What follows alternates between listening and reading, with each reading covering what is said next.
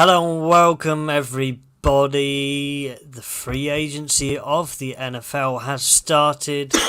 Well, we're well underway, but as always, we have the three of us here to break down a ridiculous off-season that we've had so far. Will, Peter, we've got a bombastic show for everyone, haven't we? Yeah, no, absolutely. The battle lines have been set.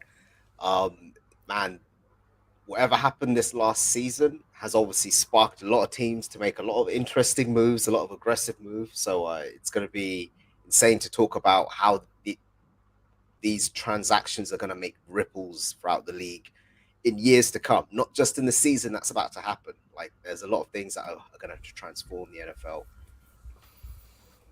NFL. Yes, it's been a crazy off season. It's like one of the wildest off seasons in NFL history, probably to date. And for me, I'm excited because we're now starting to see player power a little bit in the league.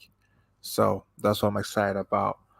The fact that the players are now starting to realize that we can change things now. If we want things to change, we can, find ways. So that's what I'm excited No about. trade clauses are getting waived because players want to go where they want to go. They're getting inserted into contracts more and more often. People are not playing for the franchise tag that often. Nope. Unless they really want to stay on that team. So we're going to start with, well, the news that we kind of talked about in the previous pod, which was Aaron Rodgers staying at the Green Bay Packers, but now we know the figures behind that and the repercussions that has made. So Aaron Rodgers stays, but his best buddy Davante Adams traded to the Raiders. Yep. Can we preface by saying his best buddy on the field? Best buddy on the field, because it is Derek Carr's best buddy. So they are reconvening the relationship that they had at college level. I believe it was Fresno State. I believe they both got to Fresno State. Yep. So it's a great thing for the Raiders. Absolutely huge. Yeah, I think this whole situation has always been, I think Davante for the longest time, I wouldn't say he's been living under the shadow of Aaron Rodgers, but I think he's definitely felt a certain way about how the priorities in the team have been. You know, he's produced, and he kind of feels as though the success of this team is also down to me. I am their offense. You know, me, the other Aaron Jones, with regards to the running back, they kind of feel as though they are the offense. And as soon as he saw Aaron Rodgers get that check, you know, like record-breaking contract, and of course until Deshaun broke it, as soon as that came through, he was like, hold on a second. So you've got all the money in the world, but you haven't got enough money to make sure that I'm going to eat. It's kind of weird. The salary cap keeps going up every year, but everyone except the quarterbacks is earning a little bit less every year. So it's kind of like, I kind of feel as though he felt as though if they wanted in certain ball clubs, in certain ball clubs, but when you are the offense, like I kind of feel as though he was like, well, I deserve this money, and the money he went for, have you seen what the state of the wide receiver core now is in Green Bay? It's not looking good. It's on paper, it's looking like a very thin good, but I prefer to say this, that Aaron Rodgers. It's Alan Lazard, and that's about it, isn't it? Yep. Alan Lazard. They just might resign Tonyan, who's more of a receiving threat and a blocker. So, and I think they still got Randall Cobb there. He's washed, man. Randall Cobb. Yeah, but Randall Cobb is beyond the hill when it comes to. No, but he's still, we're going to talk about MVS later, and yeah, we're talking about that, like the core that they have, and he's part of the core. No matter how bad he is, or how washed he is right now, he's still part. Is it basically going to be run, pass to the running backs and Yeah, maybe AJ see who they Dillon, draft. AJ Dillon, Well, Aaron I think I, Jones. th- I, th- I think that's the plan, because They're I gonna have to think. draft some wide But receivers. here's the thing that we haven't touched on, guys. The thing is that the Packers did try to retain Devante Adams. It's just the fact that Yep. Adams decided to go play with Derek Carr. They even gave him more money, more guarantees. Yep. But he just decided that, okay, I'm done. He I wanted want to be go gone as play well. with 5 Derek Carr. years, Scenery? 100. So 5 years, $140 million, and also Las Vegas, Nevada doesn't have any state tax, I believe. Yeah, so he gets to keep a lot of his money. he's actually he gets to keep a lot of the money a lot of comparatively. the money. But It's a here's the different thing, market as though. well.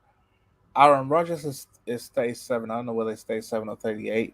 So you are at the tail end of your career, whereby winning should be the number one thing on your mind. I get the fact that, yes, you want to be the highest paid quarterback, but I don't know how important it is to be the highest paid quarterback in the twilight of your careers. I mean, this is me saying, if Rodgers really, I think he's fine with having his one Super Bowl. He's going to be a Hall of Famer, and he's more than happy with that, because to me, it doesn't speak about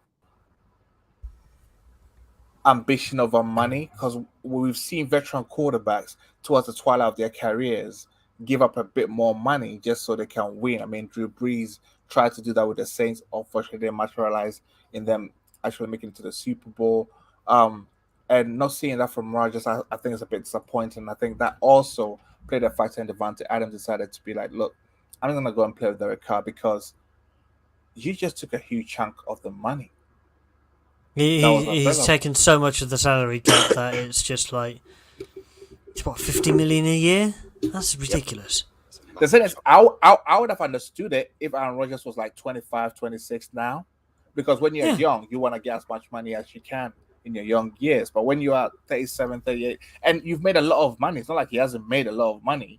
He's made serious bank. That's what I don't get. I mean, he wants to get another go at the table. We all understand that. This is like what, his fourth go around at the table. Some players only get one chance. They get one chance at the table. That's the plate they get, and they've got to keep walking. This is his fourth trip, and he's made his money. Endorsement deals, 2 massive contracts beforehand. So for me, we know the big State Farm deal that he's got. We see it out on the adverts all the time. And he is Green Bay, so he's made a lot of money. So at this point, I'm like, okay, cool. I'm not saying you have to take a cut, but maybe negotiate that contract.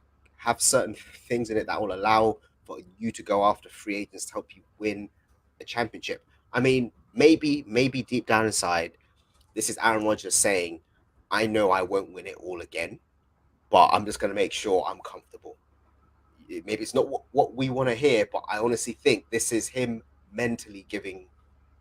His actions have spoken here, you know, and he hasn't decided to leave enough room for them to sort of build a team.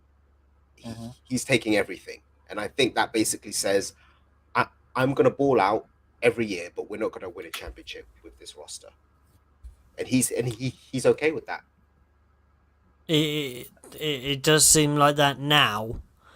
For the Raiders side, great offensively for them, because from a wide receiver point of view, due to the Henry Ruggs situation last season, they lost a significant talent, and now they've got one of the top 3 wide receivers in the league.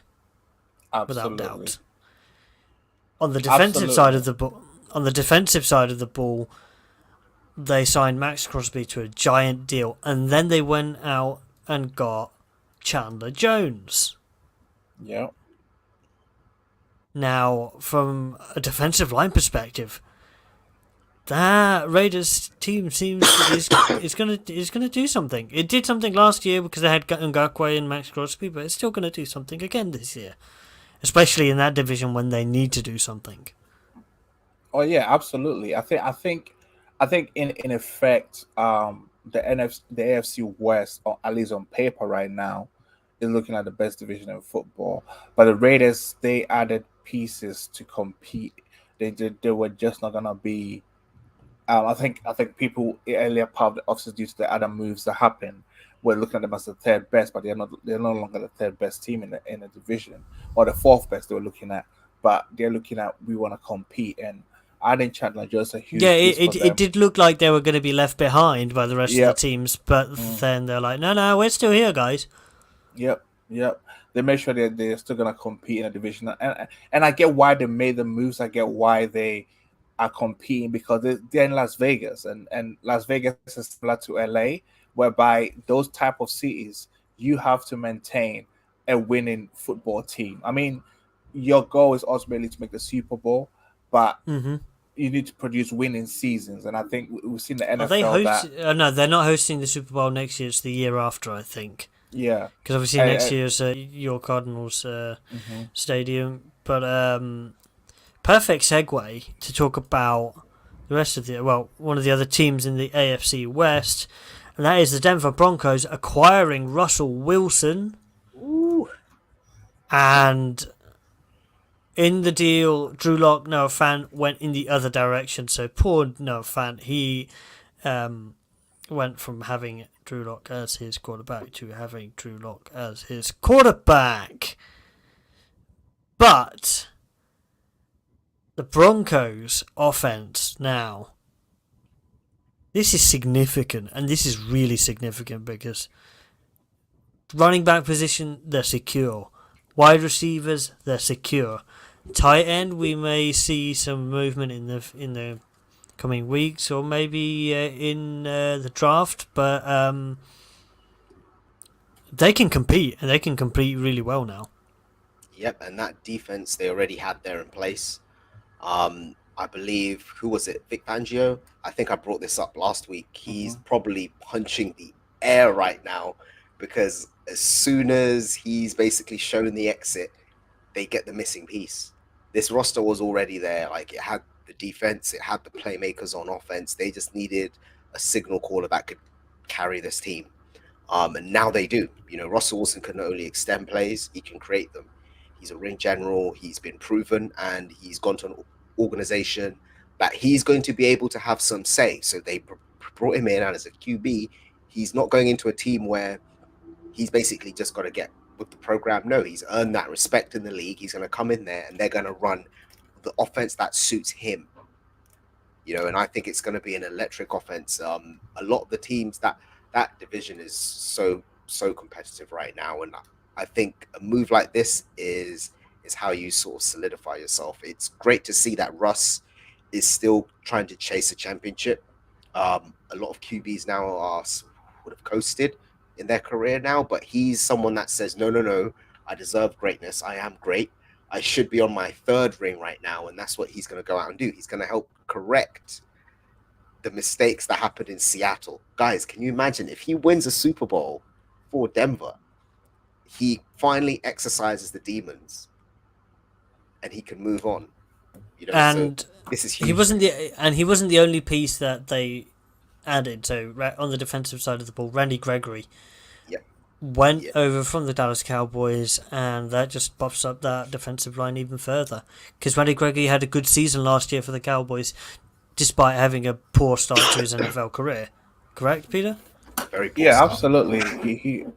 He boasted it. It was almost like he goes to Jerry Jones a little, because Jerry Jones stuck his neck out for him, continued to battle for him.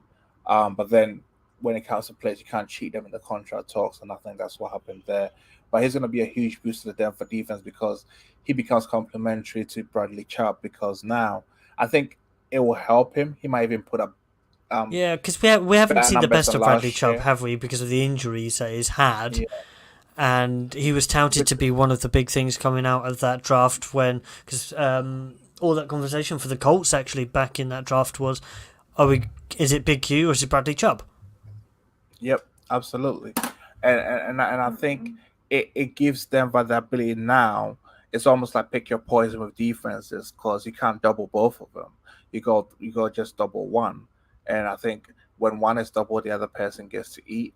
And when the other person is doubled, the other person gets to eat. So it's a win-win. And they already had a very good defense. I think they're tailor made, and right now Denver's got to be in a driving seat. For the AFC West. They've got to be they've got to be at least maybe joint favorites with the Chiefs, in terms of like early odds to win the division, because they've really bolstered their team, and they still have some picks in the draft. And I would have liked them to have kept Noah Fant to see. I would what have a loved good to have seen QB Noah Fan. What he Russell could have done Wilson. with a better quarterback. Yeah, Now we're not going to see that because he's gone from a developing team to a developing team. He's not really gone to a team that's really like pushing the bar of expectations. hey, here's my message for Noah. There's a certain QB in NFC West. Just don't sign a contract extension, and don't play on the. There's only tag. 1 Just year don't- there minimum, so He might be he back. could be finding himself somewhere else in 2023. Correct? But that's what I'm saying. There's a certain QB in NFC West. Could use your services. Just think about it. No, but you've already got Zach Ertz, so you should be happy with that. Hey, 2 tight end set doesn't matter. We can even run 3 tight ends set. You're not a two tight end set team. Not So- with so- DeAndre Hopkins there. Two Well- of the bigger discussions over throughout the end of the season and towards the off season was, okay, what's happening with Aaron Rodgers? Once that got sorted, that he got taken off the table. Then the next chip to follow was Russell Wilson to the Broncos. That chip fell, and then the big one after the lack of indictment of Deshaun Watson by the grand jury. He was then traded to the Browns, and he was given the most ridiculous contract offer I have ever seen. Fully guaranteed for somebody who... Absolutely mad. It's insane, but we're not going to talk politics about whether he should or shouldn't. The merits of the civil case that will be ongoing, but we're going to talk about the football side. So... the Browns acquired him. That gave them a significant thought about what do they do with Baker, because now they've got Baker on the 5th-year option, and they can't shift him. I'd say never. I think the play right now is I think Baker needs to realistically have a think and realize that okay, if he can't get moved now, and he probably doesn't even show up to sort of training camp. He's not going to show up to that, but I think he's looking ahead and saying, well, let's see how the season goes, because some teams are going into situations where they think they have certain things in place. When things go south, that's when he could become an asset. I know he's been linked to your Colts in particular, so that's going to be something interesting. Well, no, he that's can't. not gonna He's not. happen. He's not. That's not going to happen because we're going to talk about Matt Ryan and his move to the Colts a little bit later on in Okay, the show. so- But that's what I'm saying. Matt, he's been linked to your Colts. I know realistically it's not going to happen, but there've been people saying they could bring in.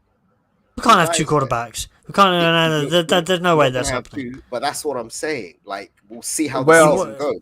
Well, See I'll how stop you right. The thing is, like, when a quarterbacks get straight and have a press conference, it means it's his job. That's the guy. He's the guy. That's the guy. There's Now- nobody else. This ain't no Minshew madness that you keep talking about over in Philadelphia, but also Amari Cooper got traded to the Browns as well. Before we talk about Cooper, I just want to have a quick thought about the Deshaun to the Browns. Are we all in agreement that he went because of that? It's because of the Benjamins, right? That's why he chose the Browns. Yep. Have you I seen the mean- clause? Have you seen if he is suspended, he only loses, was it 1 million? Yeah, that's for this year. If he's suspended for the entire season, he only loses 1 million. The rest of it is guaranteed in his pocket. The city of Cleveland have given him the key to the city, and he's never. He's It's never lived ridiculous. there. They've given him everything. Like the No, guaranteed is there. but It if is you the guys were Benjamins. following the You news, don't walk away did from you that. hear- No, did you no, hear no, that? nobody else was giving him that level, that structured contract. Not a chance in a million years. So remember the Browns were out the night before, and then literally the following day or even that evening, They sold their just soul to came- the devil, and he changed. He Mate, came back to the table. listen, Yeah. they skipped 2 generations of QBs pay to get to where he's at. He's got like it. I was thinking, okay, 180, 190. Nah, they just jumped through and like, let's just go straight to 250. Let's start from 240. Let's start from there. Like, that's insane. You skip Fully 2 years. guaranteed. That's a decade worth of progress with regards to QBs earning their way up. So every year you get more and more money. The next guy up, the next guy up. I would expect this figure in 2029, not now. And he's being offered that now. So obviously every other QB that's waiting to get paid is rubbing their hands. But it's insane. I don't think and it just goes to show how much, I wouldn't say How desperate. How desperate Cleveland was. I think as soon as the bad blood was there between Baker, I mean, they almost let him know that, hey, we're gonna go over to Houston. We're getting our own private jets. We're having a meeting, and Baker's there like, I'm not meant to know this. You're making this way too public. Like, I'm finding out about this watching the news of my wife, and you know how that feels. Like it's demeaning for a starting quarterback. It's demeaning. So as soon as he saw that, he knew he was out. And I think as soon as the Browns committed to Deshaun, they understood that Baker's not coming back. And with the type of roster they have, they're a win now team. So they need someone like Deshaun or someone that's his equal. And there weren't a lot of other guys out there. So I think they had to go all in. But I think but it also could pay off very well. Guys, you also think like, okay, let's put money aside. I think Cleveland also looked at the division. They look at how Ravens got Lamar and the Bengals has Burrow, and they realize that we need a special type of quarterback. I mean, Baker is a good starting quarterback. He's probably a franchise quarterback, but Baker ain't as special as those two guys, though. I don't think so. So they just thought, we gotta get that type of talent level at the QB position to even just compete in this division that we are in right now. You've got to have guys that can take over a game. Because the other team in the division, which is like the Steelers, my thing is the Steelers don't need a special quarterback at the moment. Like they've got a roster that can find a way to win games. I mean, Mike Tomlin don't have losing seasons. I mean, that's just the thing. Yeah, no, I think they needed a QB that could take over the game and win for them. And I'd say Baker, like I said, he is a franchise QB, but he's a tough QB, but that's not enough. Like, you could take him out, put Case Keenum in, and look at the result. If you squint, it almost looked like it was Baker Mayfield out there. So I'm kind of like, as soon as that happened, I reckon that was the turning point. As soon as they realized because there are these analytics guys on the team, and as soon as they saw, hold on a second, we put Case Keenum in for these games, and he's putting up the same numbers as Baker. They're kind of, if you squint, they look like the same guy. And so as soon as they saw that, they were like, we could move on from him.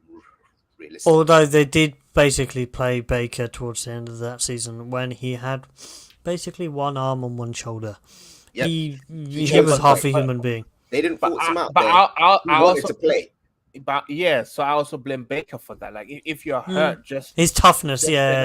Sometimes you just got to say no. But I mean, I like the move for Amari Cooper. My last word on Baker is: do you like the move for Amari Cooper? Would you rather? Okay, so before they had traded for Deshaun, it was, oh my god, they've done the dirty to him. Yeah, they've put him out to pasture. Okay, we don't care about you anymore.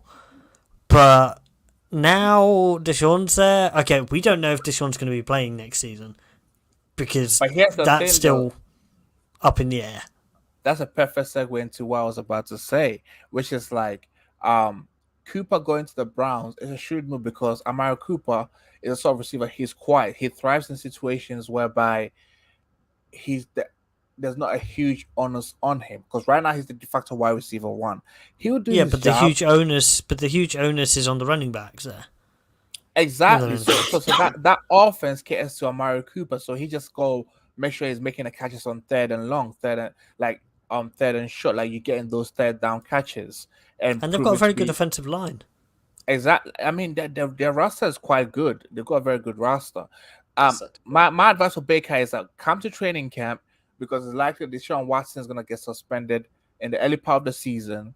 Come to training camp. Yes, they did you dirty. Yes, they did you all of that. Come to training camp. I don't think he's going to play another down for the Browns. But here's the thing, though: just calm, be a good teammate, do all you can, so that when you get traded, because these teams talk, right? If they don't trade Baker by the draft deadline, I mean, the only other two teams I'm thinking of is the Panthers and the Seahawks. They had all the other variable options for Baker right now. I don't think the Seahawks. I think the Seahawks would rather just stick with Drew Lock than.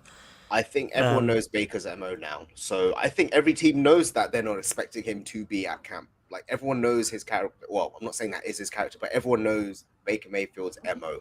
So I honestly think it's at the point now where teams aren't even rubbed the wrong way when he does something like that because they expect him to do it and they know, yep, he can do that. That is who he is, and will take him despite that. So I don't think it's going to hurt him necessarily if he shows up or not. Yeah, but here's what I'm saying. So what are you going to do? You're just going to sit at home? If he does, it will be a surprise to everyone in a good way. But if he doesn't, I don't think it's going to hurt him. As long as he stays sharp, I don't know how he stays sharp. But how are you going to stay sharp if you're not reporting the training camp and taking part in? He's going to go back to Oklahoma and he's going to be hanging around on training with his Sooners, and he's going to be playing with those receivers in camp. He's basically going to be a college football camp body where he's there helping them during their sort of off season, their summer season workouts. So he's basically going to be, and don't get me wrong, those guys over there aren't scrubs. They can run routes. They're all capable, so that's what I see him doing. He just has to stay sharp. Right. So the next chip fell, which meant having the other quarterback hungry teams would be making their moves, and the next team to make their move was the Washington Commanders, trading for Carson Wentz. So Commander Carson became the thing. Carson Wentz is now a commie. And, well, it was an interesting season that we had with the Colts with regards to him. And it was enough because the roller coaster was way too much. The Colts fans couldn't deal with it. The highs were reasonably high, but not high enough for the lows, and the lows were spraining both ankles, on a single play. So, yep. And that takes some doing. I think you went through a lot with him, but in my opinion, I think he only really lost this job on 2 games. One in particular. Don't be surprised like the fury of a NFL owner and what they can do as far as what they saw out on the field that day and what happened on the field that day. I think if they watched that game, they saw it and they were like, nope, he's not coming back. Like, I honestly feel as though that was the straw that broke the camel's back, and that's what forced him out. That being said, Carson Wentz is Carson Wentz. He has a high ego. He's not going to change who he is. And this is his last stop as far as a starting NFL quarterback being paid that kind of dollar. So I think this is his last chance as far as staying in the league on that salary. So if he can't do it with Ron, I think that's it for him. He's got a revenge game this year. Well, he's got 2 revenge games this year. He goes back into Philly. Yeah. To meet your team, and then he meets the Colts as well. I think the Philly one is the one that he probably will be eyeing the most. I mean, your Colts did well. You came to rescue him, and it didn't work out. Do you know the great thing is? The Washington Commanders took the entire contract. Oh yeah, they did. But I think here's the thing. And we got a 3rd round pick out of it. They're looking at him as the answer, right? And I think they're looking at when you look at his numbers, 27-7 is not bad.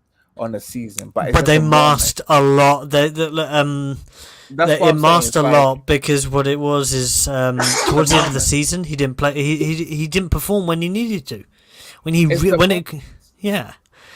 really needed to carry that team, he didn't do it. It's the moment, and I think Essay. Well, Essay was like, if you can't beat Jacksonville Jaguars, then you're not my quarterback, and I think he forced the coach. We lost to Clowntown, as Pat McAfee keeps saying almost every other day.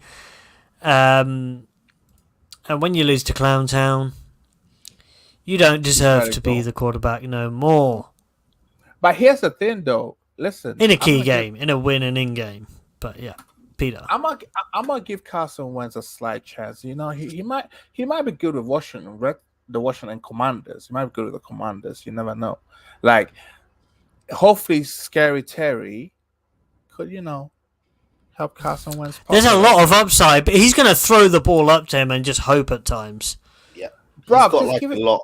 Listen, give players a chance, man. You can keep going like yes. No, Scary Terry's capable. Listen, Scary Terry is really capable, so he's going to have a lot of. Well, you can do all of this; it's all mental, whatever. But special receivers elevate quarterbacks. We've seen in the NFL. Sometimes some special receivers make quarterbacks. Do you know what I expect to happen this season? Scary Terry's going to get a lot of DPIs. And the reason is that Wentz specialises in managing to get DPI. He just throws a hopeful ball and manages to get a DPI and a 60-yard pass out of it. Listen, DPIs, it still moves the chains, doesn't it? I know. Exactly. It's because of bad defending, not great quarterback play. Underthrown ball. Well, listen. Okay, so here's the thing. If Carson Wentz here beat your Phillies twice, what are you gonna say? That ain't gonna happen, but if he does, then I'll be like, all right, good for him. Bookmark this right now. Somebody clip it. It's not gonna happen. It's his ego. It's his ability to lead a team. Because no one doubts his physical abilities, but he's like, don't get me wrong. Like when you hear about it from one team, he goes to the Colts, and it's the same sort of air. Like people are like, oh, no one really likes him. Blah blah blah. That stuff starts to reign true, and I think that's his problem. He's very much for himself. Okay. I think it's the leadership tropes. I think what is about him that don't like about his leadership style? What does he do that's bad? I think he keeps to himself. It's like you're the QB. He comes in as the quarterback, but he doesn't try and lead the team. He's like, you're all professionals. You do your thing. I'll do my thing, and that's that. I think that's his approach, and it doesn't galvanate the team. I think he's a bit of like, so he won't motivate guys. He doesn't go out with guys. He doesn't go out with the guys or spend time. I'm not saying you have to go out with the guys, but I'm like, he's just gonna go do his own thing in his own time, which is fine. But there's no team building there, So he doesn't communicate with his receivers at all. Like it doesn't. Ever since Alshon Jeffrey came out with it, and no one went up to Alshon and said, "Yo, you can't say that. That's not true," because everyone was like, Alshon Jeffrey's right. Carson Wentz is a bit self-centered, and I think that's what rubbed people the wrong way internally. As fans, we don't see that. So when we see a team move on from him and get rid of him and have no remorse, we're like, man, the team doesn't really care about him.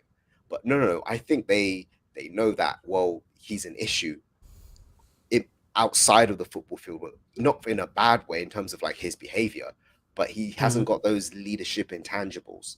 It kind of seems as though. So hold on a second. I'm just trying to understand this clearly. So you mean like he won't take time out of his schedule to, let's say, explain the offense or explain what I want a receiver to do or what I want? Okay, on this particular play, you need to do this way and stuff like that. He wouldn't encourage. We haven't seen the development. We haven't seen that upward development from him. He's kind of plateaued completely. He's not that type of guy, and he was the same. Is that what you're talking about? Because this off season, there were some elements that came out like about Kyler Murray, about his leadership and maturity and stuff like that in the off season, right? But then most of the guys that play for the team was like, he's a great leader. So the teammates, his own teammates, comes to his defense against the media, saying that he's a Yeah. good teammate. Yeah, He but gets that on never them, he happened. directs them, That never and happened stuff. with Carson. So that didn't happen with That never Carson. happened So with now, Carson. okay, I understand what you mean now. The news came out. Alshon Jeffrey and them guys said what they had to say. Other people said it, but no one came to his defense. It was his team that said, "Oh, well." And to be honest, this year, the main comment was Darius Leonard saying, "I've had a quarterback every single year." There was nothing saying, "Oh no, Carson, why?" kind of thing. Well, lamenting that he'd gone. Like, yeah, he's defense. So I don't think he's gonna have that personal. I want to hear it. If there is any disputes, I want to hear it from the offense. I think the same thing is gonna happen again, but they're not bringing him in Washington to be that guy. They just want him to, like, hey, steady the ship. We'll take care. Give us a chance. Give us a chance of actually winning the division, because it's a winnable division. It's a winnable division for certain. Other news for the Commanders before we move on to the next bit of quarterback news. F.A. Obada has signed a contract with the Commanders, and we always like our British ballers and seeing what they are doing. So if anybody hasn't watched the show before, Will has played with F.A. back in his Brit Ball days. So big up to F.A. He probably isn't watching because he doesn't know that what we do, but he's way too cool for that nowadays. But big up to him, and signing another contract, and signing again with Coach Rivera, because he was with him over in Carolina as well. Yeah, no, absolutely perfect. But I think it's an awesome move for him, and Ron Rivera knows what FA brings as a rotational edge rusher. So yeah, no, he's an asset there. So I think it's awesome. Keeps him in the league, and like I said, he's more than happy to play. So 100%. I think it gives him the opportunity. I'm excited to see what he does. Ron Rivera knows about him when we were back in Carolina, and I think he'll be good for the D-line rotation there. And he gets a chance to. I can see him playing if those boys underperform again, which at the moment is kind of like highly likely again. So, the next chip fell because Carson Wentz left the Colts, but who would be the man that they would be bringing in? And that ended up being Matt Ryan. It had been touted that Matt Ryan would be going to the Colts. It ended up being so. Now, I have a friend who is a fan of the Falcons, and he is bummed, obviously, to see Matt Ryan leave. He's a big Matt Ryan fan, but I think this is good for the Colts because Matt Ryan will hand the ball off to Jonathan Taylor. He won't check out of runs incessantly.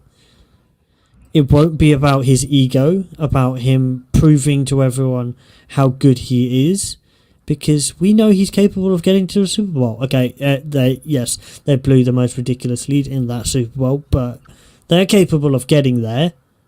Now, what do you guys think about this move? Because it's a significant one. It's a 2-year deal, but it's significant indeed.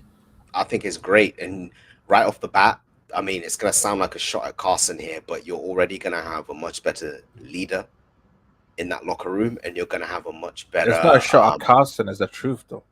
It's the truth. You're already going to have a more mature leader in that room, and someone that's going to help elevate that team with his wealth of experience in the league. I'm sure it's heading towards the twilight years of his career, but you know that he's going to play within the system. He's not going to be making those big errors that cost you games, or better yet, he's not going to be making those silly errors, you know? So you're going to get consistent quarterback play, which will then help you do what? Evaluate the roster. And now I do understand your team is knocking on that door. They're knocking on the door, but there are significant holes offensively. Yeah. So, in the sense of left tackle, big hole still left to fill. Wide receivers. We don't know whether Ty will return to the team. Jack Doyle retired, so that's a whole lot tight end, because I don't think Mo Alley Cox is going to be. He's not a tight end one kind of player. He's a mismatch in the red zone, but in the rest of the field, there still needs to be somebody else. So stretcher. I mean, I think this move is big. Will pay off dividends for especially Michael Pittman. He finally has a quarterback that will give him the opportunity to really stake, elevate. I can see to show that he's the game, wide receiver one. Yeah, like he's a wide receiver one, because he's always had potential, shown flashes, but it's going to be more consistent because Ryan's going to work with him. He's going to give him some nuances. He's going to show him certain routes, give him some potential tips on how to run certain routes and stuff, and it's going to bode well for him. I think it's time. Yodiam Ballard. I know he subscribes to them free agents, but dude, you gotta spend some money. You got money, spend some. We were the cap space champions. It's a new league that we've invented. Who can have the most cap space known to man? But I mean, I was surprised like you guys didn't get, because the thing is, okay, so here's the thing: if you guys at least put in a competing offer, well, we lost a lot of cap space now with bringing in Matt Ryan, because we absorbed a significant amount. But I think you guys still had enough to be able. We had to do that. To still make a run at Teron Armstead. I mean, he would have been a terrific left tackle for you guys. Like, for instance, I mean, if you gave him the option of Miami or the Colts, he probably would have come to you guys, because you guys have. The only difference is Florida no state tax, so they get more money. I get that, but sometimes, think about it. Teron sometimes it's about the Benjamins. We know he was waiting for Deshaun Watson, so it wasn't necessarily about the Benjamins for him. Remember that. He was waiting for Deshaun. He wasn't. He didn't sign with any team until Deshaun moved. Yeah, but then the Browns didn't need any offensive line help really when it comes to that. But it shows that he's not just about the Benjamins. A competing team probably would have, made a bit more sense. But yes, I know that. So I just feel like, and also. Maybe you guys need to give Julio a call. I mean, he would like to. Well, there's still so the two wide receivers still available. Julio's still available, and OBJ still available. Oh yeah, and he sent out tweets that about Matt Ryan, which is good. He made a comment about Matt Ryan saying he's going to be good. So, hey OBJ, we saw what you did over in LA.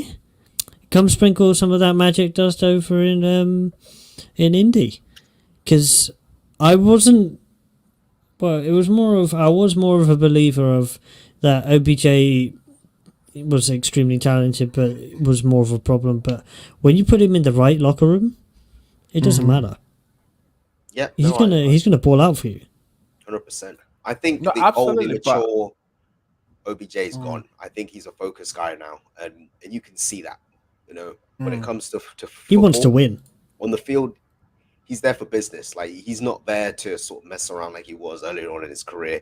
He's 100% focused. And this whole narrative that he's lost a step, because he's coming off injury. But when he's healthy, he hadn't lost a step last season, and then we saw it in the running. Yeah, he'll get back to where he needs to be. He needs to remind people, hey, I'm a top 5 receiver in this league. I used to be a top 3. And I still think he has the ability to become a top 3 again. He needs a full stretch. He needs a full stretch. He needs a full stretch of a year to show that. No. Well, you don't think he's capable of doing it? Pete, man, you're hating, bro. No, I'm not hating. Enough with the hate, bro. No, but hold on a second. I'm saying he has to. No. Do you know what it is? Do you know what it really? No. Before. Cup. Who is he taking out of the top 3? That's what I'm saying. He has the potential to be a top 3. I'm not saying he's taking anyone out. I'm saying he has the potential. D-Hop, if he gets off the injury table, for you guys, because I think I know he's off the injury table, funny but I think it's some juju that you guys have, with wide receivers. You're not allowed to have nice pieces. You had Larry Fitz, and that was it. Do you know the funny thing? D-Hop was actually playing injured for the last almost 5 seasons with that injury. I know. He put up that surgery for a long time, and he finally had to go and get it because he didn't want to do the surgery. But imagine, my guy was a top 3 wide receiver. I'm talking about his Texans and his first year with the Cardinals days with an injury. Like, how you like a top 3 receiver with an injury? That's how crazy it is. I'm not saying but he's that's going to saying. usurp anyone. I'm saying like, he those has the 3 are the ability. clear 3. Cooper Cup, D-Hop, Devontae. Does he have the So- talent? Yes. Will he likely be a top 3 receiver? No. But what we did see is in that Super Bowl, that game completely changed on its head when he went out of the game. Oh yeah, he was destined to be MVP now before he got hurt because he was getting Well, catches. He was winning that game for them. Yeah, he was. I actually balling want out. him to come back with the. I mean, he probably won't. We'll get onto that later on. because Yeah, we'll talk about the Rams. we will talk about the LA Rams in a little bit. But Colts also made another move, trading Rockyasin away to the Raiders and acquiring Yannick Ngakoue in a straight swap.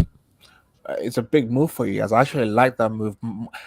I like the Matt Ryan move, but I actually love the Yannick Ngakoue move because your defense did that. He's pass back in the rush. same division that he started off with because he was at the Jaguars, Exactly. or the London Jags as we like to call them here. And I think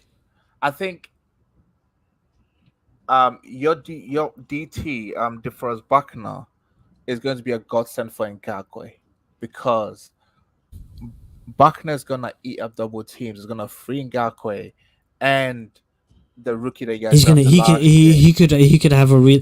So we had Quitty Pay, and With Japan and Kagwe, I find them. I think they might be the 2 breakout pass rushers because your interior is really good.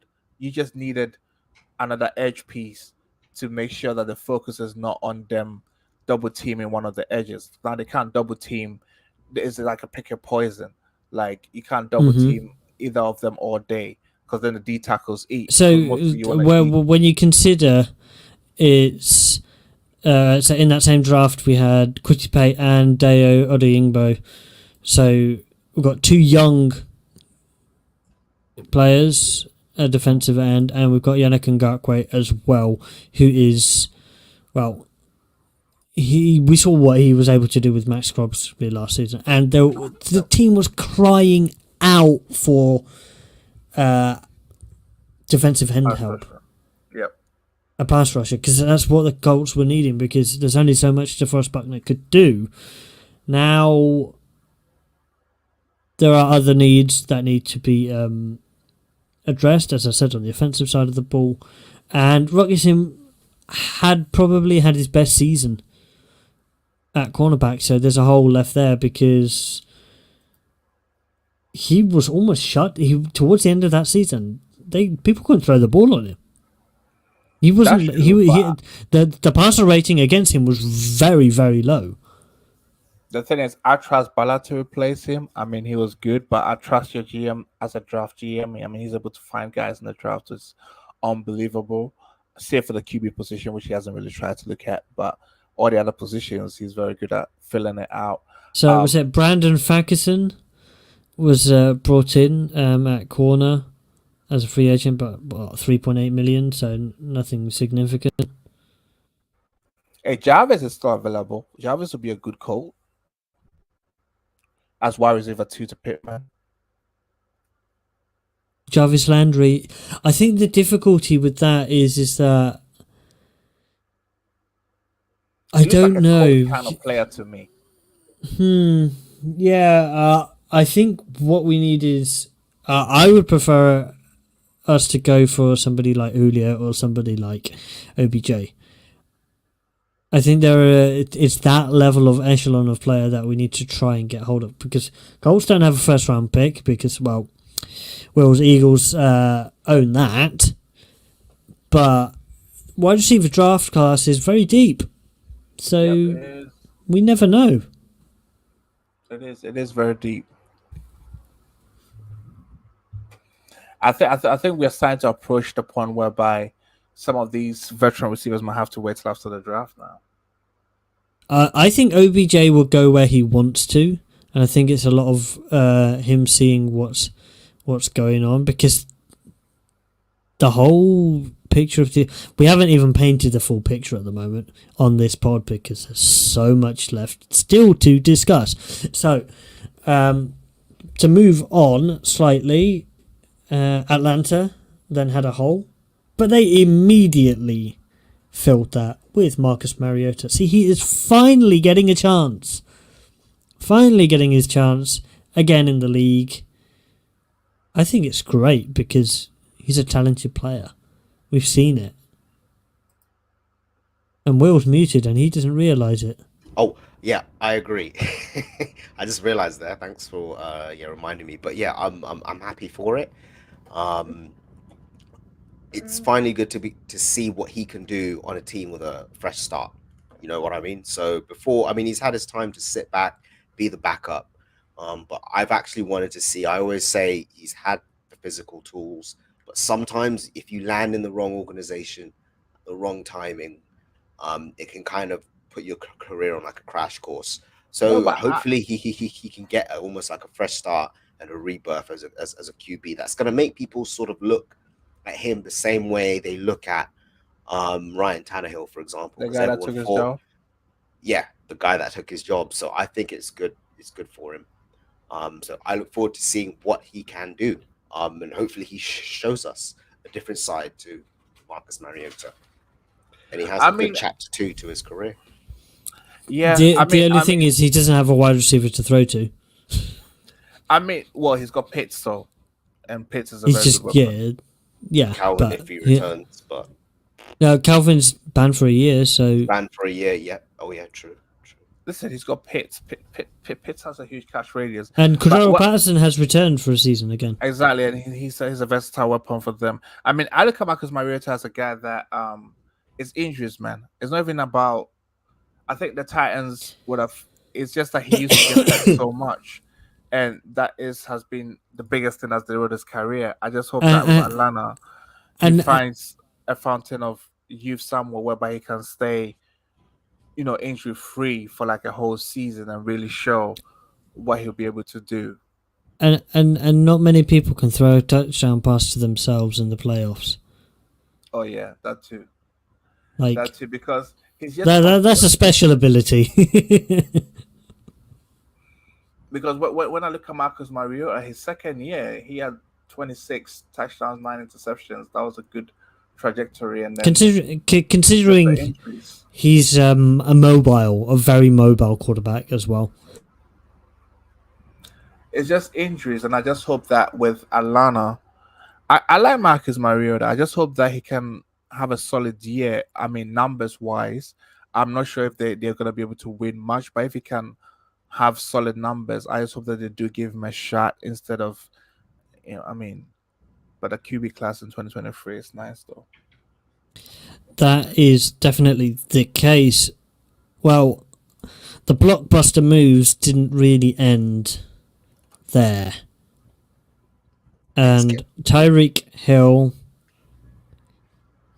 got traded to the Miami Dolphins in a significant,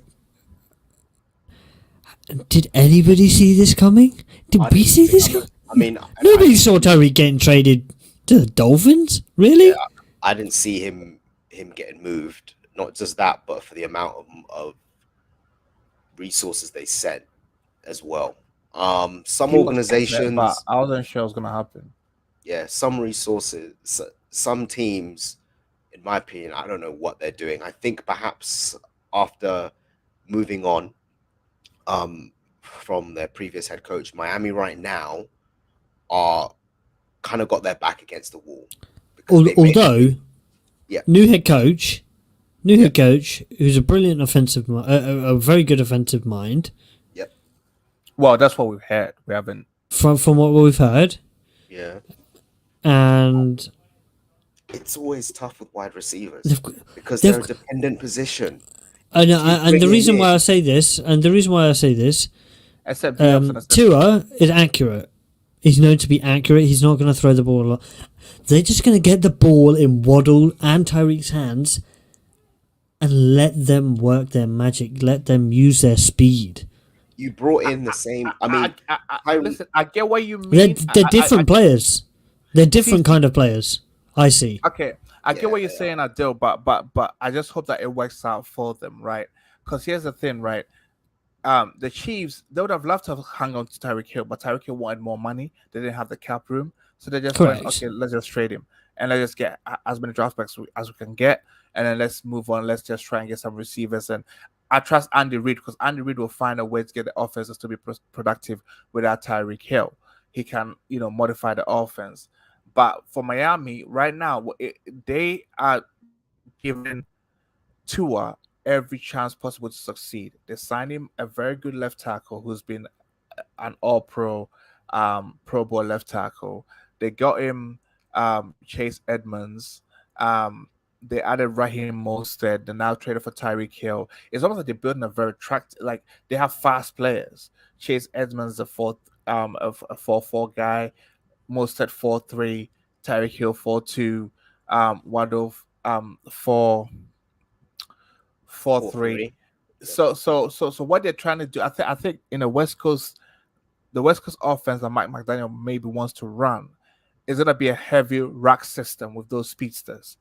So because here's the thing, Tyreek Hill knows going to Miami. If he doesn't know this, he's about to find out soon. Tua's not gonna throw the ball to you deep because he hasn't got the arm to hit you with those 60, 70-yard bombs that Patrick Mahomes can hit you with, run down the field. It's gonna be they're gonna try and get the ball in space to Hill and Waddle, and I think they traded Devontae Parker as an QB in NFC West. Could use you, just let you know. But anyway, I digress. So what I'm saying is they're gonna use the rack system of the West Coast offense, and it remains to be seen how that's gonna be. Now Tua has been given every opportunity to succeed. So this coming season, he kind of has to break out because if he doesn't, if he gets hurt again, they might be forced to move on. Yeah, no, I agree. My main point was that, like I said, it's a dependent position. They're very similar. Yeah, not for D-Hop, but that's what I don't think Tyreek is that type of guy. He needs someone that can get him the ball deep. And he needs. Well, we saw.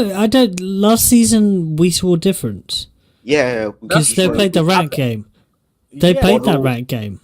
I think Waddle is obviously in terms of speed, Tyreek is faster, but Waddle is no slouch. Like I said, he's got wheels and jets too. Not just that, but he's Alabama. He's an Alabama bred, so his route tree is going to be on point. So I think got two of those guys on the outside is going to be good because it's going to force defenses that you can't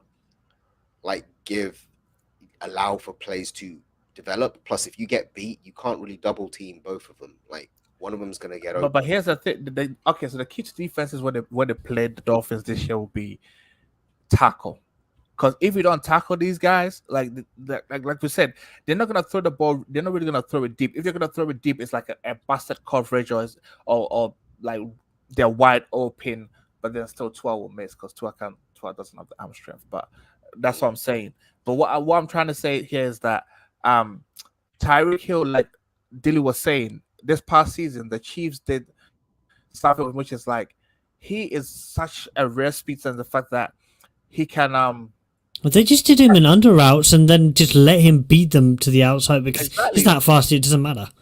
Because here's what I'm looking for: Tyreek Hill can cut with speed. He doesn't need to slow down when he's changing direction or when he's cutting.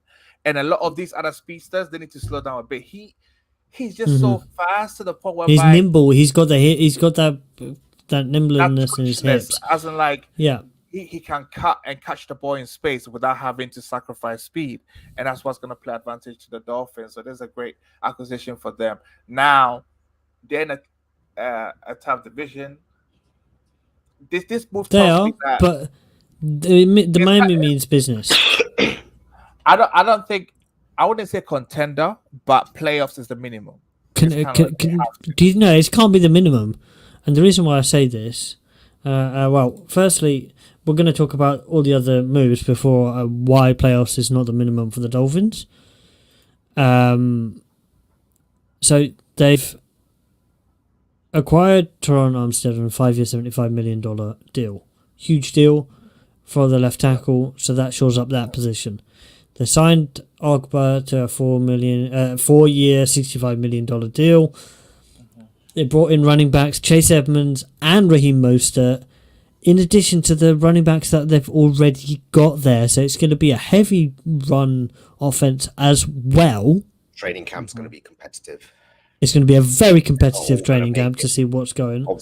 I think Mostert will be there, but the other, everyone else is going to have to work. Correct. And then you look at the Chiefs. Juju's gone to the Chiefs, and they've replaced the speed of Tyreek Hill with Marcus Valdes-Scantling. So it's going to be really interesting to see how he plays there. The reason why I say it can't be win or get in or bust for the Dolphins is that the AFC is so strong. Even if you don't get in, some of these teams are going to have high levels of wins and not going to get in. Somebody could go 10-7 and not get in. That's true, but that's why I'm saying that because the AFC it's not is a so minimum. Strong, it's not a minimum that you need to have. It's not that their season is a complete and utter, it is a failure, but yeah. So just the comment from Alaska Trout. That is the Falcons fan that I was talking about earlier. Matty Ice, of course, go Matty Ice now because that is who we want to win every single game. But getting back to the Miami Dolphins, I'm unsure because if you look at who the Bills, so if you look at the division themselves, Bills have just got stronger. Von Miller's gone to the Bills, so he signed with them. Yep. So defensively, they're going to be even better. Offensively, we know what they're capable of. They've they've reacquired the players that they needed to reacquire. Cole Beasley's gone, and now we're going to see more of the younger players. Gabriel Davis and who's the other wide receiver? It's gone out of my head now. Brian Pringle. He went. No. It will come back to me. The name. He was towards the end of the last season. He had a very good game, and now I'm going to. Davis that had that 4 touchdown game in the playoffs? No, it was before he got the. It's not. It's. He got the Rona, and then somebody else had to step up. Really quick. Isaiah McKenzie. So he's going to be there. They're going to use him a lot more, I think, next season. Although they did sign Jameson Crowder, so it's going to be a crowded wide receiver room. Pun intended. Well, I'm guessing Jameson is going to compete to try and replace Beasley for the Bills. Yeah, but O.J. Howard. Yeah, so with Dawson Knox, that's going to... But I don't think he's going to get a lot of look-ins because Dawson Knox is that good at tight end. But in other news for the AFC East, JC Jackson no longer plays in the AFC East. He moved over to the AFC West to play for the Chargers. Before we talk about the Chargers, what I want to say is that I get your reasons. It's almost like they're going for it, but I don't think they're going to get it, though, with the Dolphins. I think they're going for it, but whether they get it is a whole different conversation. Yeah, I think they're doing all the right moves. JC Jackson is... But I think JC was one of those young corners that was really... But my question with Tua is this. Can you really say that you're going for it in this upcoming 2022 season when Tua hasn't really shown anything? I mean, he's been good in sports, but at least made the playoffs the base, and then after that, then you can really say, okay, next season we're gonna go for it, because you Well, can't go for it based on him not showing much. That's what I'm trying to yeah, say. I think he needs a full season.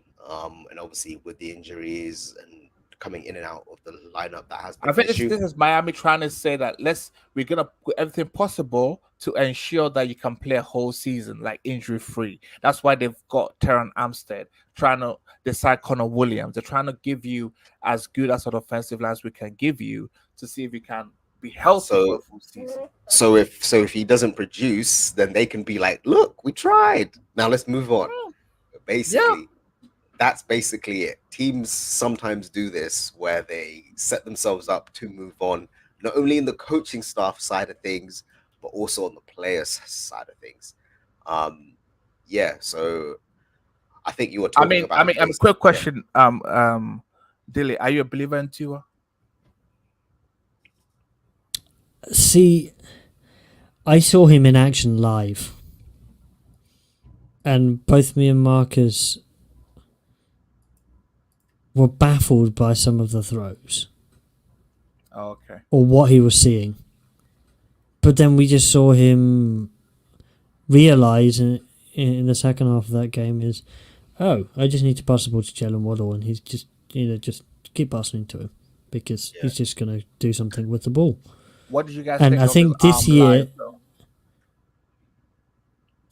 He threw the ball well. Okay. But granted, they didn't give him much scope to throw it down the field because just the game was a bit scrappy and it kind of lended itself to, okay, we just need to we need to just move the chains. But with Tyreek, with the way that they're going to build this up, if you look at how San Francisco played last season, right? Mm-hmm. They didn't launch the ball down the field. No. Even with Debo. They just... They utilised a different kind of offense, and I think that's what they'll do. They'll keep it closer to them and use sideway, using not stretching teams vertically, but stretching teams via motions and horizontally and all that kind of thing. So it's going to be interesting for Miami, but I don't know whether they'll make the playoffs. I mean, at the bottom line, here's this. If Tua is not successful this upcoming season with Miami Dolphins, I don't know why is that, because he's kind of like in a perfect. He's going to be the perfect offense for him, because the West Coast offense is built for quarterbacks that has a bit of mobility, doesn't have huge arm strength, but it's sort of like you get the ball out of your hands quick to these playmakers, let them make plays, and that's what he needs to focus on.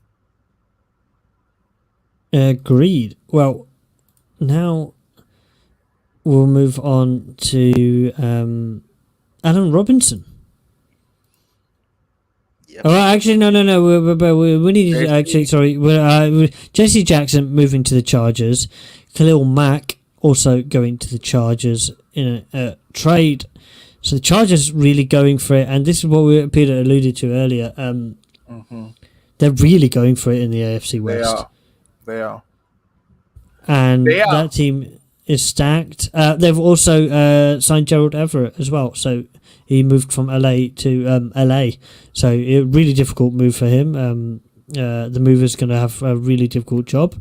Wait, was he not with Seattle? Because I think he moved from the Rams to the Seahawks last year. Yeah, but he moved from the Rams to the Seattle. But still West Coast, though. Yeah, and then ended back at the Chargers. So he's basically gone from LA to LA with a small stop. Yeah, so it's not that difficult. But Chargers, are really pushing the boat. We're going to talk a lot about the AFC West in the coming weeks. So, but talk about the Rams first of all. They acquired Allen Robinson. I think this is amazing for Allen Robinson. He couldn't have found a better place for him to go to. Yeah, no, he's kind of like been a journeyman. Always talented. Everyone knows his ability, but he's never quite been able to establish himself in one place. But finally, he's got Matthew Stafford over there, McVay. calling that offense, and obviously with Robert Woods also out. Well, no, Odell so Robert, so that caused Robert Woods to get traded to the Titans for a but only for a 6th-round pick. Yeah, he's That longer is than insane. Robert Woods has been in the league for a while, so I think this Just is a 6th-round pick. He's a great receiver, great. But I think they're looking at it from like an age standpoint. I think what it was is this, because it was so expensive and they wanted to clear some cap room. They had to basically accept a really, which means why didn't the Colts go for it, or did they not? Because 6th-round pick, can't be letting Titans, a divisional rival, go for a player, get a player like that. Yeah. But I think it's an awesome move for him, because if you think about it, Robinson finally has, like, he's gonna be their number 2.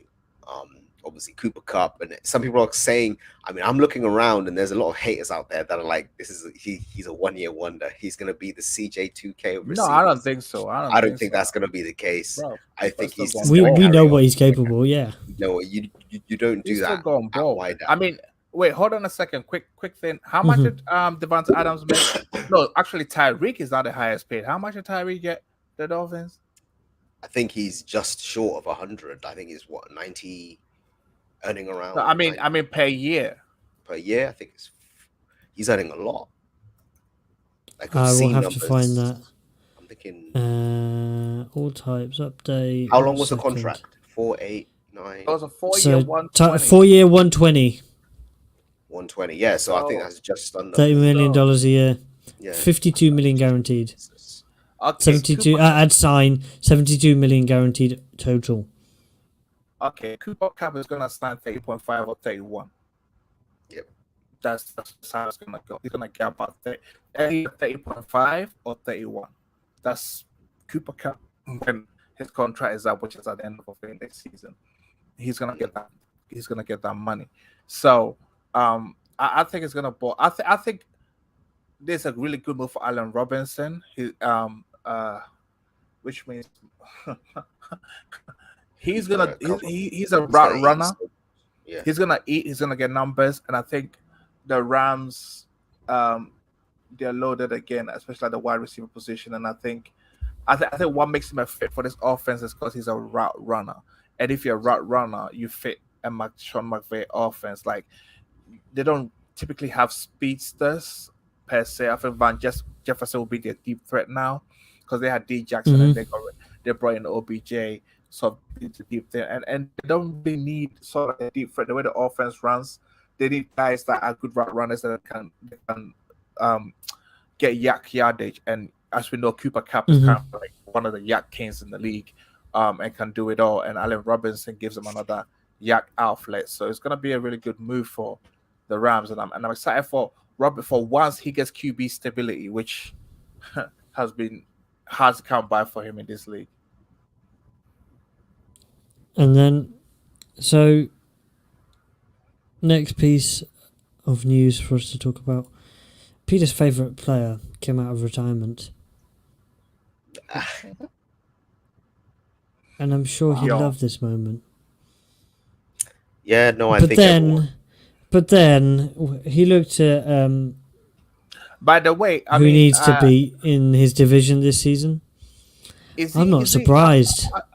I blame Cristiano Ronaldo as well for scoring a hat-trick whilst he was at the stadium. He's like, I can still do this.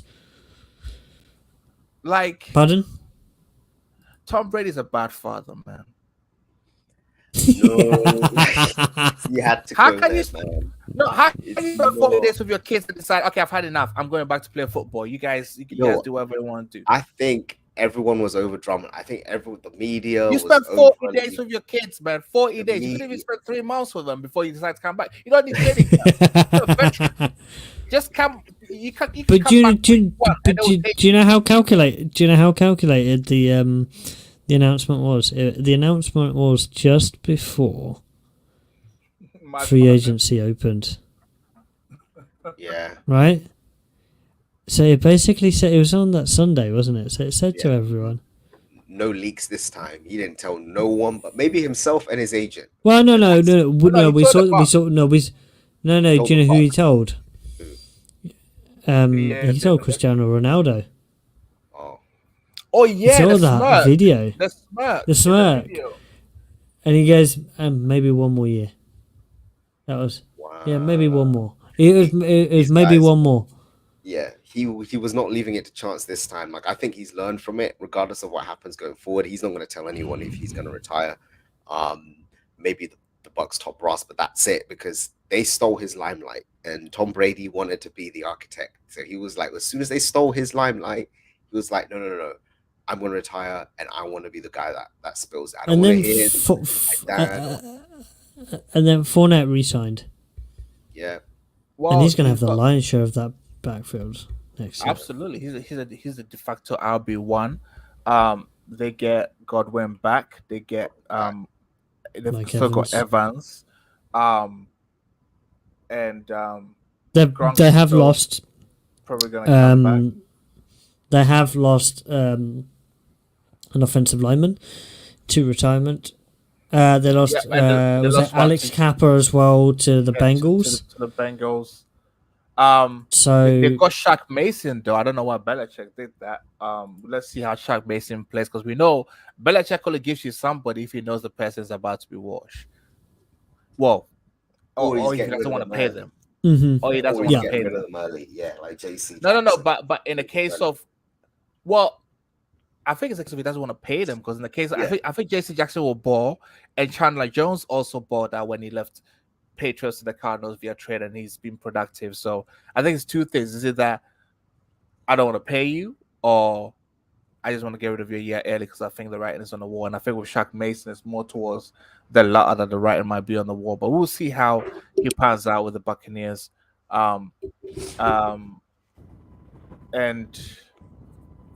And here's the thing: I think he didn't know the division was going to turn out it is, but how incredibly fortunate the division has turned out. I mean, like That division is so bad now. it's You have the Falcons who don't have receivers. You have the Saints who are led by Jameis, but they'll still somehow manage to beat Brady. yep. But then they don't have. Yeah, having Dennis Allen as a coach, and then you have the Panthers. who Well, are just- he's guaranteed Season. 4 wins out of that division every Yep. this coming season. Anyway, it's a This coming guaranteed season, 4 yeah. wins. This was the formula when he was in New England, where if you can be the best QB in that division by a fair shot for a good 5 years, good 3 years, however long, you're gonna be in the playoffs. If you're in the playoffs Mm. systematically, if you're I in mean, playoffs every can- year, you're gonna win. You're gonna win one of them. And Can we that's petition the the formula NFL to realign the divisions? You know, just put Brady in the AFC West, put the Raiders in the NFC South. I Please. partition for there to be. There should always be like, yo, if your team has this many losses, system, you shouldn't be in the playoffs. It doesn't matter if you win your division. Like there's other teams that put in more work and have won 11 plus games, and you get in and you only win 8, or you only win 7. Like you know how it is. That's just how it is. But yeah, no, I'm happy for Brady. His But kids are grown. Let's not although I pretend, heard- like, yeah. I heard when he came back, I don't know how true this is, but Skip Bayless was saying that he wanted to go to the Niners, but they wouldn't get rid of Trey Yeah, Lance no. for- I think there was apparently he hard pushed, like he hard put feelers out for that, and they were like, "No, we're going with Trey." So that was interesting to see. Obviously, Tom Brady's used to getting his way, and when he didn't get his way, but he's just gonna play harder. He's gonna make the 49ers wish they signed him on, but you know that's just how he is. That might have been the spark he needed. That might have been the spark he needed. It might have been the spark you needed, but we'll move on. So, final quarterback move of the quarterback moves, Mitch Trubisky to Pittsburgh. So he is going to be the starting quarterback. So he gets a second chance there.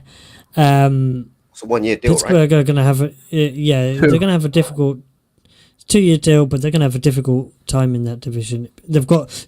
They did add another piece in Miles Jack, so Yeah, acquiring that would him. definitely. He and Devin Bush will form a good deal. But here's the thing, though. Yes, they're gonna have a tough time, but they're not having a losing record. I'll put money on that. Yep. I actually think they'll do pretty solid. Either Mitch or either they'll Trubisky. finish 9-8 or maybe 8-1. He's gonna say he is going to be a better quarterback than Big Ben was last season. Yeah, but I'm watch telling Big Ben was not good to watch. Yeah. So Nope. he's going to be better than that. But it'll be interesting to see because Mitch Trubisky's had time to sit and decompress at Buffalo. And now he's able to sort of get that second chapter and see what happens when you end up with an organization that's not as dysfunctional. He might become who we thought he would be. But because he has the skill set physically, and they're not going to put everything on his shoulders. Like I said, they've got a defense, they've got a run game. Be interesting to see what happens. Oh, and also I bet on them to draft a really good wide receiver because I don't know, they just seems to always find good receivers somehow. Yep. They managed to do that. Jacksonville spent a ridiculous amount of money in free agency. Yep. Christian Kirk, $72 million. Brandon Scherf, Oliver Kahn, Overpaid. Darius Williams, Fatukasi. But they are still the London Jags, and they are still not going to win the division. I'm not going to waste a lot of breath on them because They'll be better though. Like they'll do better, but hopefully they'll do worse in the sense of losing a game to the Colts. Matty Ice has do you know Matty Ice has never lost to the London Jags? Okay, that goes for your Colts, and I don't think he's planning on losing anytime soon. Now, Exactly. The biggest move I like about the Jaguars is them getting Fatukasi and Brandon Scherf. They're gonna bolster the trenches for them, and at least I just want to see Trevor be better. But they've definitely overpaid for Christian Kirk. Yeah, by a long, long way. Other news: CJ Uzama surprised everyone by going to the Jets. And they also signed Tyler Conklin. So tight ends are going to be a very significant part of the offense for Zach Wilson to throw to next season. But last question. What do we make of the NFC? Because all of the talent seems to have shifted over to the AFC. Well, once again, is sort of like it kind of looks like it's playing into Tom Brady's favor, the luckiest of all time, because now he has a lucky conference to run through again because all the talent has shifted. But then Rams is an obstacle. Can he get past the Rams again? Because I don't count Rodgers. Because we've seen it too many times. I think the Rams. Right now it's between the Rams and probably the Bucks in the NFC to who's gonna get to the Super Bowl. But the AFC, if you come out of the AFC, they should just maybe give it the Super Bowl title because that's a gauntlet, boy. That's tough. Yep. It is a ridiculous gauntlet that the AFC has to go through. But yes, Will. Yeah, no, I think competition sort of breeds excellence. All the teams that come out of the AFC are going to be hardened teams that have had to go through like insane competition. So they're ready for it. So I honestly think in terms of next year's Super Bowl champions, this year's Super Bowl champions, next year, sorry, it's definitely going to be a team in the AFC. I think so too. And I think so. What would be great is now NFC is looking like it's a conference that is in need of young quarterbacks to compete with the AFCs. Because let's say once Brady retires, the AFC's quarterbacks are not going anywhere because they're incredibly young and they're talented, super talented over there. And I think Shannon Sharp was saying this. I didn't actually agree with him that the AFC now looks like there's not really going to be a dynasty. It's kind of like if you're a quarterback and you're able to dominate in the AFC, then it really speaks volumes because this is going to beat each other up a lot. But it's great for the league. It's great. It is. I was one thing people, well, particularly in the States, they were talking about is all the major sports are vying for this and vying for that. but the NFL seems to be dominating all of the news all the time. Yep. It's by far the most popular. Yep. Yeah. There's a reason Despite- behind it. Despite anything that happens, it's because the league does its best to make sure teams are on an equal playing field or as close as they can to it. It's not like the NBA where the players can just move where they want to move. If you want to make a super And if team. you and if you look at Major League Baseball, Yeah. The rostered limits, what was it? It's insane. One team had $260 million worth, of pay, and one had $30 million. Yeah, it's insane. That's. I mean, it's so hard to compete when there's that disparity. I think that's what makes the When NFL some teams beautiful. just don't, but no, the thing is, some teams just don't want to put the money in. It's not they're just taking the money and running, kind of thing. Yeah, they're taking They- the money. they and don't they're care. Going, but that's See, the but that's the beauty thing of about the NFL. NFL. It's kind of like You can't do when that. it- You have to. No. You have to pay that. You have to use it. Yeah, you have, because that's why I swear the NFL has a rule whereby you have to spend 80% of your salary cap every year. You must spend about 80% of it Hmm. every year. You have to, otherwise you get penalized and all that kind of stuff. Exactly. So that's what makes the competition fairer. And I think my last question, guys, is that are we set for sort of like AFC QB dominance if like the NFC don't get some young talented quarterbacks in there? I wouldn't say that in terms of the Super Bowl, because in a single game anything can happen. Yeah, that's true. But in terms of Um, like performance wise, regular season type. I think The league is so fluid. That's the peculiar thing. But do you think that the MVP is coming from the AFC next season? I would say so. Mm, Only because it's not just And Yes. and Yes, I but- know that you're going to say it's going to be Kyler because you always no, think no, it's, no, no, no, not at all.